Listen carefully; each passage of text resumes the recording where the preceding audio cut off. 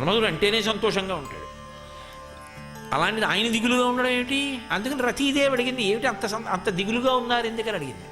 అయితే ఆయన అన్నాడు, శంకరుడు తపస్సు చేస్తున్నాడు హిమాలయాల మీద, పార్వతీదేవి పరిచర్య చేస్తోంది, దేవేంద్రుడు నన్ను పిలిచి ఆజ్ఞాపించాడు, నీకు వసంతుణ్ణి తోడు పంపిస్తాను, నువ్వు వెళ్ళి పరమశివుడి మీద పుష్పబాణాలు వేయమంటున్నాడు, ఎలా నేను వెళ్ళి వేసి ఆయన్ని ఓడించడం నా తరం అవుతుందా అన్నాడు. వెంటనే రతీదేవి అంది, ఏమని చెప్పవచ్చు, అతడెంతటి వాడని పల్కవచ్చు, ఈ భూమియు ఆకాశంబు జలపూరము అగ్ని ఆత్మయున్ గాలియు సోముడున్ ఆతడు తాను బ్రహ్మయున్ తామరసాక్షుడున్ అతని తత్వము కానరు నీకు శక్యమే.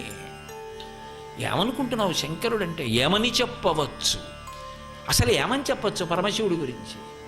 ఏమని చెప్పవచ్చు, అతడెంతటి వాడని పేర్కొనవచ్చు. ఆయన ఎంతటి వాడో చెప్పడం ఎవరికి కుదురుతుంది? ఆయన గొప్పతనం చెప్పగలిగిన వాడు ఉంటాడు ఆ లోకంలో? మహామహులకి సాధ్యం కాలేదు. ఇంకా నువ్వు ఆయన మీదకి యుద్ధానికి ఎడతావా? ఆయన ఎవరో తెలుసా?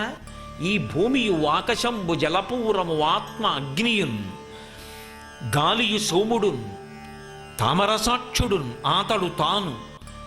ఆయనని ఎదిరించి నిలబడగలిగినటువంటి వాళ్ళు భూమి ఆకాశము అగ్ని నీరు నిప్పు ఎవరికీ సాధ్యం కాదు. అటువంటిది నువ్వు వెళ్ళి ఆయన మీద బాణం వేస్తావా?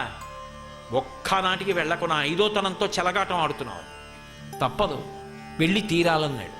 నేను వస్తాను పదండి. రతీదేవి కూడా బయలుదేరింది. రతీదేవి, మన్మధుడు, వసంతుడు అందరూ బయలుదేరారు. అకస్మాత్తుగా వసంత ఋతువు కింద మారింది. చైత్ర శ్రీమాన్ యం మాసః పుణ్యః పుష్పితకాననః యవ్వరాజ్యాయ రామస్య సర్వం మే ఉపకల్ప్యతాం అంటారు. మనసంతా కూడా పరవశం పొందేటట్టుగా ఒక్కసారి వసంత ఋతువు వచ్చి ప్రకృతి అంతా మంచి శోభస్కరంగా మారిపోయింది. పరమశివుడు తపస్సమాధిలో ఉన్నాడు. ఆయన ఏదో బహిర్ముఖుడయ్యాడు. పార్వతీదేవి దగ్గరికి వచ్చింది, ఏదో పూల సజ్జ అందిస్తోంది, అదే అదునుగా చేసుకున్నాడు. బాణం వేస్తే మన్మధుని యందు కామము ప్రకోపిస్తుంది. అప్పుడు ఆయన పార్వతీదేవి వంక చూస్తే ఒండురుల యందు అనురక్తి కలుగుతుందని జాగ్రత్తగా కూర్చుని, ఆయనది చెరుకు విల్లు, ఆ చెరుకు విల్లు బాణాన్ని సంధించి పుష్పబాణాన్ని విడిచిపెట్టాడు. తిన్నహ వెళ్ళి శంకరుడి మీద పడింది. ఆయన యందు తటాలున వికారం కలిగింది. వికారం కలగ్గానే ఆయన అంతఃపరిశీలనం చేశాడు. నేను తపస్సు ఎందుండగా నా మనస్సు ఎందు వికారం ఎందుకు కలిగింది? ఎవడో హద్దు మీరాడు అని చూశాడు. ఇక్కడెక్కడైనా మన్మథుడున్నాడా? పొదచాట్న కూర్చుని రెండో బాణాన్ని వింటినారికి తొడిగి లాగుతున్నాడు. భుగభుగమను పెనుమంటలు భగభగమని మండనంత బ్రహ్మాండంబుల్ దిగుదిగులు దిగులు దిగులన తెగిమరుపై చిచ్చుకన్ను దేవుడు ఇచ్చాడు. హద్దు మీరావు. ఏమిటి చేసిన తప్పు మన్మథుడు? దేవకార్యమేగా చేస్తున్నాడు. కుమార సంభవం జరిగితే తారకాసుర సంహారం కదా జరుగుతుంది. అంటే నా కొడుకు కోడలు అన్యోన్యంగా ఉండాలి, సంతోషంగా ఉండాలని నేను ఆలోచిస్తే నా ధర్మం. నేను నా భార్య విషయంలో దాంపత్యం గురించి నా కొడుకు మాట్లాడితే, మా మధ్య ఉండవలసిన కామం గురించి వాడు ప్రతిపాదన చేస్తే వాడి హద్దు ఖచ్చితంగా వాడు మీరినట్టు, వాడు శిక్షార్హుడు. నోటి వెంట కూడా పలకడానికి వీల్లేదు. పూజనీయులు తల్లిదండ్రుల యొక్క స్థానం. మన్మధుడు అతిక్రమించవా? హద్దు మీరిపోయావు, చాలా దూరం వెళ్ళిపోయావు. లోకమునకంతటికీ పాఠం చెప్పాడు. ఎంత మర్యాదతో బ్రతికే జాతో నిరూపించాడు. ఎవరు ఎలా మాట్లాడాలో అలాగే మాట్లాడాలి తప్ప పిల్లలు తల్లిదండ్రుల విషయంలో హద్దు మీరి మాట్లాడడానికి వీల్లేదు. కాబట్టి భుగభగమను పెనుమంటలు భగభగమని మండనంత బ్రహ్మాండంబుల్ దిగుదిగులు దిగులు దిగులన తెగిమరుపై చిచ్చుకన్ను దేవుడు ఇచ్చాడు. మూడో కన్ను తెరిచాడు. అందులోంచి భుగభుగమను పెనుమంటలు, పెద్ద మంటలు బయలుదేరాయి. అదొక్క మన్మథుడి మీదకే వెళ్ళదు. అది దిగుదిగులు దిగులు దిగులన బ్రహ్మాండములన్నీ దిగులు చెందిపోయాయి. అంత పెద్ద ప్రళయాగ్ని లాంటి అగ్నిహోత్రం బయలుదేరి మన్మథుడి మించెళ్ళింది. బూది కుప్పై కింద పడిపోయాడు. ఎవరు దోషం చేశారో వాళ్ళ వరకే అది. అంత పెద్ద మంట లోకంలోకి వెళ్ళింది. అయ్య బాబోయ్ శంకరా అనుగ్రహించమని అడిగారు. బడబాగ్నిగా సముద్రంలో ప్రవేశపెట్టాడు. అది సముద్రంలోకి వెళ్ళిపోయింది. అగ్ని ఇప్పటికీ జీవజాతాన్ని తింటూ సముద్రంలో ఉంటుంది అని బడబాగ్ని అంటారు.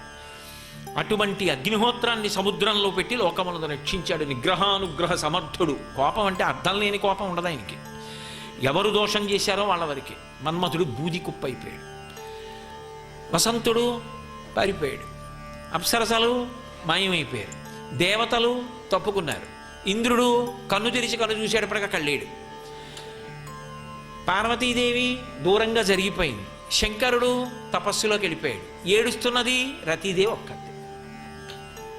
పాపం చెప్పింది వద్దని, ఆయన ఏం మనస్ఫూర్తిగా వెళ్ళలేదు, రాజశాసనమని వెళ్ళాడు. అందుకే ఎవరిని ఎలా వినియోగించుకోవాలో తెలియనటువంటి ప్రభువు కింద పనిచేయడం పరమ బాధాకరమైన విషయం. కాబట్టి ఎప్పుడైతే మన్మథుడు బూది కుప్పగా పడిపోయాడో రతీదేవి ఏడ్చింది. తల్లులు పుణ్యగేహినులు తండ్రులు పుణ్యజనంబులంచు నా ఉల్లమునందునే తలంతు, ఓ సురగేహినులారా మీరు నా తల్లులు ధర్మపు నోముల దాన మీ అల్లుని తెచ్చి ఇచ్చినన్మరల ఎదవచేయరే మీకు మృక్కెదన్. ఐదోతనం గురించి ఆడది అంత ప్రాకులాడుతుంది. ఇది ఈ మాట పురుషుడు అనడు. ఏ పురుషుడు కూడా తన చేతిలో నేను వెళ్ళిపోవాలండవు. కానీ ఒక్క స్త్రీ మాత్రం మాట అంటుంది, ఆయన చేతిలో వెళ్ళిపోవాలంటే అంటుంది. మీరు చూడండి, పెళ్లికి ముందునొచ్చే నోములు వ్రతాలు అన్నీ ఎందుకంటే అనుకూలమైన భర్త కోసం. మనసెరిగి లాలించి ప్రేమగా చూసుకుంటే చాలు. ఎంత సుఖపెట్టాడు, ఎన్ని ఇళ్ళు కట్టాడు, ఎన్ని చలవరాతి మేడలు కట్టాడు, ఎన్ని వాహనాలు ఎక్కించాడు వాళ్ళు కోరుకోరు. ప్రేమగా చూస్తాడా, అదొక్కటి చాలు. పట్టాభిషేకం చేసినట్టు సంతోషపడిపోతాడు. ప్రేమగా పలకరిస్తే, ప్రేమగా పెట్టింది తింటే, ప్రేమతో పక్కన కూర్చుంటే, అనునయంతో మాట్లాడితే మా జీవితం సార్థక్యం అనుకుంటాడు.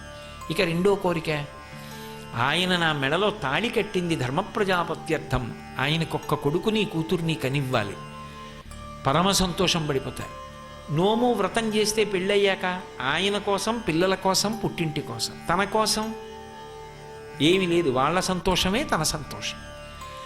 తర్వాత ఓ 60 ఏళ్ళో 70 ఏళ్ళో వచ్చేసాయి అనుకోండి, ఏమమ్మా ఏం కావాలి అన్నారనుకోండి, నమస్కారం పెట్టినప్పుడు ఎవరైనా అడిగేది ఏమిటో తెలుసా?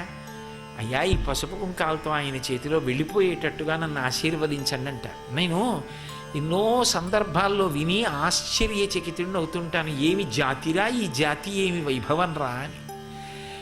ఆయన చేతిలో వెళ్ళిపోవాలి, ఆయన ఒళ్ళో తలపెట్టుకుని వెళ్ళిపోవాలి. ఇంకొకలా నేను ఉండకూడదు అని కోరుకుంటారు. రతీదేవి ఇదే మాట ప్రతిపాదన చేసింది, జాతి గౌరవాన్ని. నమః శివాయ, నమః శివాయ, హర హర శంకర.